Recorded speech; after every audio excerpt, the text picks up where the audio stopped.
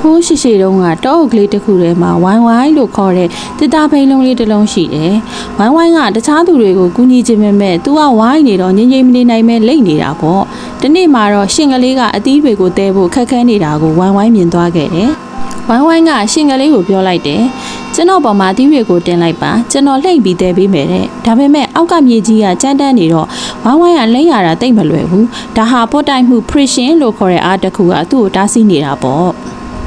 အဲ့ဒီချိန်မှာဝိုင်းဝိုင်းရဲ့တငယ်ချင်းဝိုင်းဆက်ဆိုတာပေါ်လာတယ်သူတို့နှစ်ယောက်ကြားမှာတစ်သားထုတ်ချောင်း Excel လေးတစ်ခုကိုတက်ဆင်လိုက်ပြီးအပေါ်ကနေချင်းနှောင်းလေးတင်လိုက်တဲ့အခါ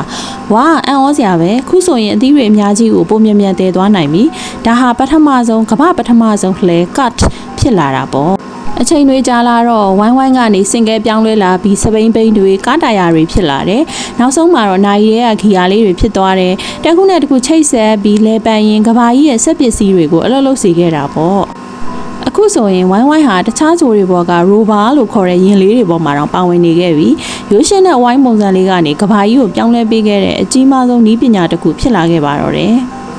ကလေးတို့ရေဒီပုံကလေးကတော့ friction ရဲ့သဘောကိုရှင်းပြထားတဲ့ပုံလေးဖြစ်ပါတယ်။ချောမွေးတဲ့မျက်နှာပြင်မှာဆိုလို့ရှိရင်ရင်တွေကပို့ပြီးတော့မြင်မြန်အကွာဝေးများများကိုသွားနိုင်ပြီးတော့ကျန်းတဲ့မျက်နှာပြင်တွေမှာဆိုလို့ရှိရင်တော့ friction ကြောင့်နဲ့အကွာဝေးနည်းနည်းပဲသွားနိုင်တဲ့သဘောကိုပြထားခြင်းဖြစ်ပါတယ်။ဒီပုံလေးကတော့ဘိန်းတစ်ဘိန်းကိုချိတ်ဆက်ပေးတဲ့ Excel ရဲ့ပုံလေးကိုပြထားတာဖြစ်ပါတယ်။ပုံမြင်လေးကတော့ဒီနေ့ဖို့ဒီလောက်ပါပဲ။နောက်ပုံမြင်လေးတွေမှာပြန်တွေ့ကြမယ်နော်။ Bye bye